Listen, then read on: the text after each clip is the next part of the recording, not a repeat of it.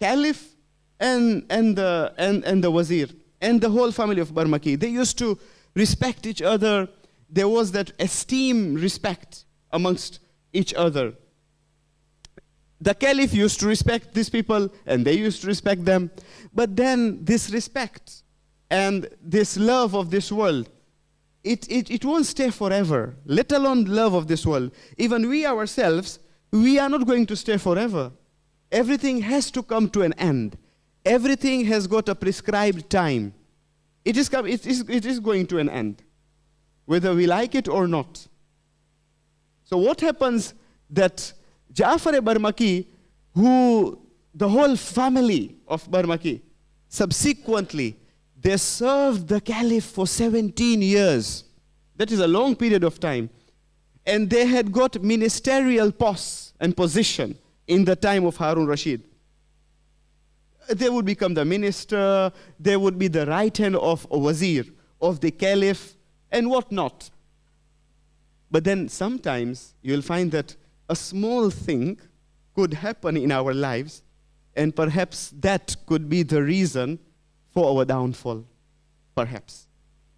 We should keep this behind our minds. We should know this. We should expect. Isn't it? The way Amirul Mu'mineen says that life has got 2 days. Either you will be tested by Allah, either you will be bestowed by Allah. If you are tested, Amirul Mu'mineen says, be patient. If you are given by Allah subhanahu wa ta'ala, bestowed, you are bestowed more and more. And perhaps we think that this is ni'mah. Alhamdulillah, think that it is a ni'mah. But then even though, spend in being grateful towards Allah subhanahu wa ta'ala. In any case, either be patient or be grateful, according to Amirul Mu'mineen, which is very true. Could you imagine that what happened to this Ja'far Barmaki? He served so many years.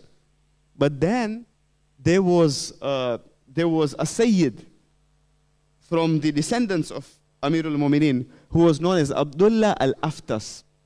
Now we all know, history also bears witness about Harun Rashid. Harun Rashid, Lanatullah alayh, he would imprison the Sadat, the descendants of Rasulullah. And it is also said that he would bury them alive in Baghdad. And perhaps that could be the reason for us that it is makruh to spend a night in Baghdad. So from those Sadat, from those descendants of Rasulullah, there was one Sayyid who wrote a harsh letter to the Caliph. He was angry because of his rage and anger. He wrote a very harsh letter to the Caliph. And when the Caliph reads that letter, Harun Rashid, when he reads that letter, he appoints Ja'far Barmaki, his minister or his wazir. He says, go to the prison and just listen to him. See what are his concerns, what are his problems. Listen to him. And then give him priorities. Prioritize him. If there are some problems he's facing, free him from those problems. Although he is our prisoner, he's our captive, but listen to his problems. Ja'far Barmaki says, fine. He says, fine, I'll go there. Now, overconfidence. This is also something very dangerous. Many a times we are overconfident. Moderation needs to be implemented everywhere, wherever we are. Wherever we are. Sometimes it is dexterity, overconfidence. It could happen in all fields. A doctor, if he is overconfident, perhaps, example, in all fields, it's dangerous. But then sometimes a doctor is a human also. Perhaps he forgets to test his patient. He doesn't test his patient, and perhaps that patient is a diabetic, and you operate him. It could be dangerous. A patient could lose his life if you have not known that he's a diabetic, and you just operated him, perhaps. Out of dexterity and overconfidence, a person couldn't do anything. He was so confident, Ja'far Barmaki, he thought that Khalifa I'm his wazir, and he has given me power, he has given me authority, so he has chosen me to do this work. But then sometimes people do not pay attention to the details. This is the other thing. We need to pay attention to the details also. What did the Caliph say? The Caliph said that prioritize his needs. Give him priority. Listen to him. When he goes there, Abdullah al-Aftas becomes more angry. when he comes to know, when he learns that this is the representative of Harun Rashid, whatever he wrote on the letter, he started speaking verbally to him. And he started abusing him on his face. This guy, due to being overconfident, he orders his soldier, he says, come over and execute him. Execute him. And the soldier kills him, kills Abdullah al-Aftas. And Ja'far al-Barmaki takes the head of Abdullah al-Aftas, he keeps on a tray, he puts it on a tray, and it was, next day was the day of Nowruz. And people were celebrating Nowruz, Eid al-Nowruz. Each and every person would go to the king, they would greet the king, or if they've brought any gift to the king, they would present it at the presence of the king. Ja'far al-Barmaki comes with a tray which had the head of Abdullah al-Aftas, and he presents it to the king. And the king becomes angry, he becomes mad. He says, who killed him? Ja'far al-Barmaki says, oh Caliph, he was abusing you, that is why I killed him. Ja'far, the king says, that your action of killing him is worse than his action of abusing me. For me, it was better for me to listen his abusive words rather than you killing him. Why did you kill him? Now, the king is commanding that he should be killed. Being his right hand, his wazir, the king says that Ja'far al-Barmaki should be killed. And when the executioners went to kill him, he says, wait, don't kill me. The executioner said that we are commanded by the king to kill you, and you are telling us not to kill you. You were not commanded, and you killed. You were not commanded. You were told that to prioritize his needs, but you killed, and we are told to kill you, so we will kill you. The point which I'm trying to make is, the way Amir al-Mu'mineen says, that the world, if you see the world, one of the quality of the pious people is that the world aimed at them, but they did not aim at the world. The world tried to capture them, but they freed themselves, although they were captured, by paying a ransom. أعوذ بالله من الشيطان اللعين الرجيم بسم الله الرحمن الرحيم والعصر إن الإنسان لفي خسر إلا الذين آمنوا وعملوا الصالحات وتواصوا بالحق وتواصوا بالصبر آمنا بالله وصدق الله العلي العظيم.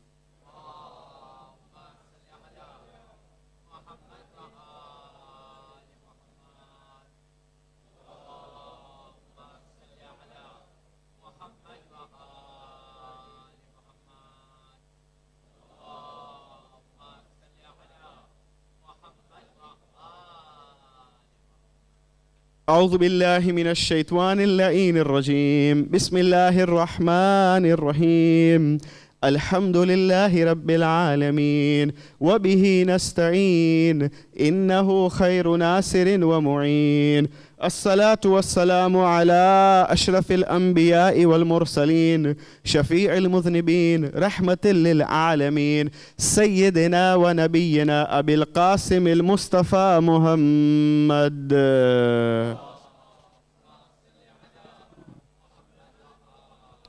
والصلاة والسلام على علي أمير المؤمنين وسي رسول رب العالمين علي بن أبي طالب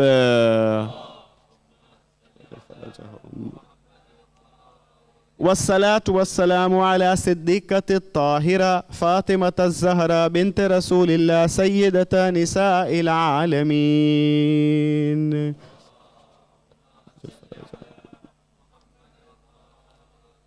والصلاة والسلام على سبت الرحمة الحسن والحسين سيدي الشباب أهل الجنة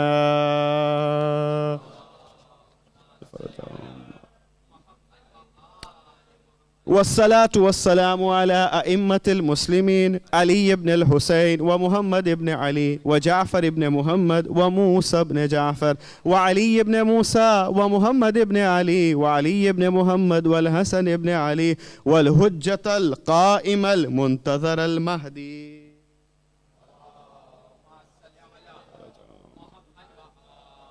بقية الله خير لكم إن كنتم مؤمنين صلوا على محمد وآل محمد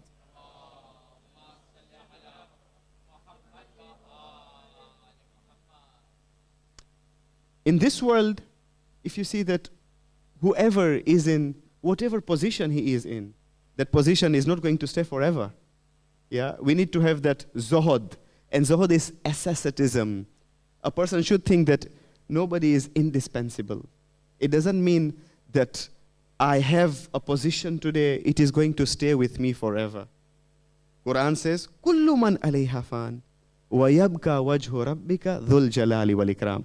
This is what Amirul Mu'minin says. When Amirul Mu'minin says, free yourself by paying a ransom. The world aimed at them, but they did not aim at the world. Yeah, they were captured by the world, but they freed themselves by paying ransom. What does it mean? By paying a ransom. By paying something. Yani they strived, they struggled, they spoke within themselves, with their arwah, with their ruh, with their soul. That look, you need to caution yourself. You need to warn yourself. You need to be awake. In Arabic they call yaqza. We need to be awake. We need to know. We need to speak to our souls that today we are, this was the greatest lesson of Amirul Mu'minin. On the 20th night of the holy month of Ramadan, when somebody comes to meet him, very prominent companion of Amirul Mu'minin, and he says, give me some lessons, Ya Ali. And Ali alayhi salam says, this itself is a great lesson. Today I'm here, tomorrow I'm not around you. I'm not amongst you. I leave this world. This itself is a great lesson. If a person thinks this, yeah, then he has freed himself by paying a ransom. He needs to mold himself. He needs to maintain his soul, his ruh. And that is, and all the position, it applies in each and every position. Let me take my example. This mihrab, it doesn't mean that I've come with it. It does not belong to me. I need to think that. This member does not belong to me. If somebody else is suitable to come and perform this job, Bismillah. If somebody else is better than me, Bismillah. I need to think that way so that I should mold myself. I should maintain my ruh. If a person lives his nafs, then this nafs is very dangerous. It takes him far away. Then he is drowned in this world. He's drowned in this world. Imagine, then a person doesn't become free. He becomes a captive. He is captured by this world. He becomes a captive of this world. Ja'far-e-Barmaki, returning back to Ja'far-e-Barmaki. Ja'far-e-Barmaki's mother, there was a great time, a great period of time, that the whole family, and subsequently, they all faced tough time. They had ministerial posts, but Ja'far-e-Barmaki's mother, once, on the day of Eid al-Adha, it is said that Muhammad ibn Abdul Rahman Hashimi, he says, I went to visit my mother on the day of Eid. It was Eid al-Adha. I went to visit my mother, and I saw a lady who wore very old clothes. And my mother was having conversation with that lady. So I spoke to my mother, and my mother told me, do you know which lady is this? I said, no. He says, this is Ubada. And she was very famous in her time. This was the mother of Ja'far-e-Barmaki. This is Ubada. And I was amazed to see Ubada. I started speaking to her for some time, and then I posed a question. I told her that, tell me the wonders of this world. And she says that, shall I tell you? A day similar like today, similar to today, the day of Eid al-Adha, I used to have 400 slave girls before me, for me, serving me. My son granted me 400 slave girls, yet I would complain to him, and I would tell him that this is less. You have not fulfilled my rights, the mother says to the son. But today, the world has showed me another day, a day like today. Today is also Eid, but there is ups and downs in life. And today, I'm muhtaj, I'm in need of 2 sheepskins. One for using as a mattress, and the other one for covering myself as a blanket. I don't have 2 sheepskins. Muhammad ibn Abdul Rahman says that I gave her 500 dirhams. And she died out of delight. She was so happy. She took that 500 dirhams. Periodically, she would come to my mother, and she would speak to my mother. Eventually, she passed away. If a person frees his soul, then in rough times, in tough times, it won't be painful to him. It won't be painful. Even in any position, When you start to think that this belongs to me, you become possessive, then while living that position, or while living that thing, or living this world, it becomes hard. But if you free yourself, completely free, make your soul free, and do know that kullu man alayha fan wa yabqa wajhu rabbika dhul jalali wal ikram. Only Allah is going to remain. Asceticism, this is called zuhud. Meaning what? In happy times, do not become very happy. And in difficult times, do not become very sad. This is the great lesson of zuhud. Free yourselves. A very short story and I end up. It is said that Abu Dhar, Uthman bin Affan, the third caliph, he would bribe the righteous people, especially the prominent companions of Rasulullah, the prominent companions of Amirul Mu'mineen. And he told his slave that this is a bag of money. Go and give this money to Abu Dhar. Because whenever I try to bribe him, I can't bribe him. It's very hard to bribe Abu Dhar. Go and give this bag of money to him.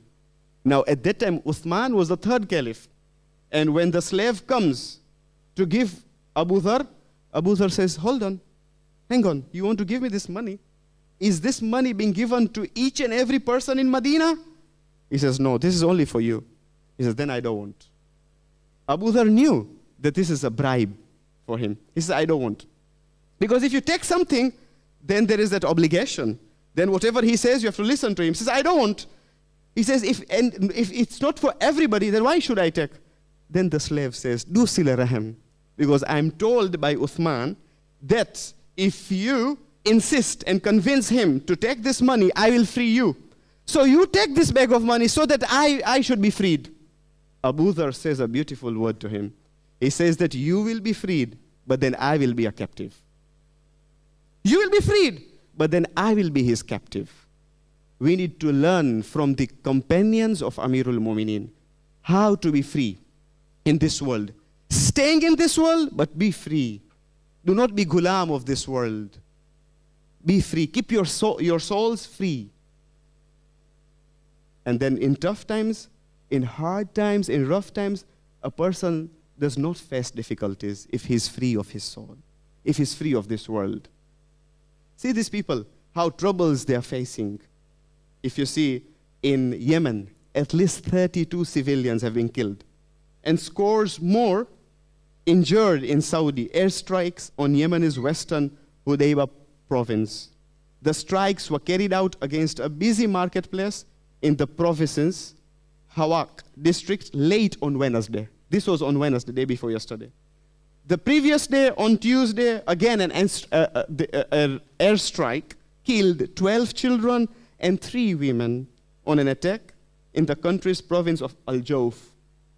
People are being killed. They are being butchered in Yemen. And Saudi Arabia has been incessantly pounding Yemen since March 2015. And the death toll since 2015 has reached to 10,000. Let us pray for the Muslimin all around the world. Allahumma ghfir lil mu'minina wal mu'minat wal muslimina wal muslimat al ahya'i minhum wal amwat tabi' baynana wa baynahum bil khairat innaka mujibud da'awat innaka ala kulli shay'in qadir wa akhiru da'wana anil hamdulillahi rabbil alamin.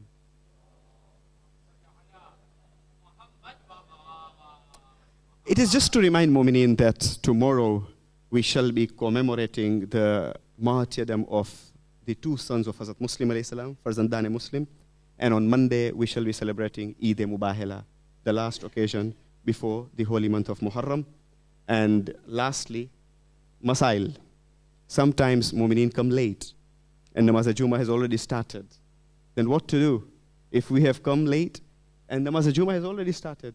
So, if you join in the ruku of 2nd rakat of Namaz Juma, then you'll have to pray Namaz Zuhur. You will join, but then that won't suffice. If the criteria is 2nd ruku of 2nd rakat. If you join in 2nd ruku of 2nd rakat, the namaz which you have joined won't suffice. You will have to pray Namaz Zuhur. But then if you join before the 2nd ruku of 2nd rakat, then it's fine. وآخر الدعوانا أن الحمد لله رب العالمين.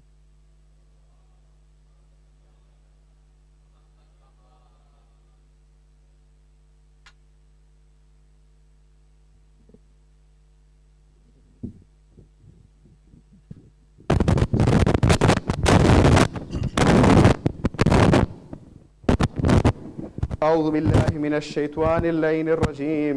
بسم الله الرحمن الرحيم. الله أكبر الله أكبر. أشهد أن لا إله إلا الله. أشهد أن لا إله إلا الله. أشهد أن محمد رسول الله.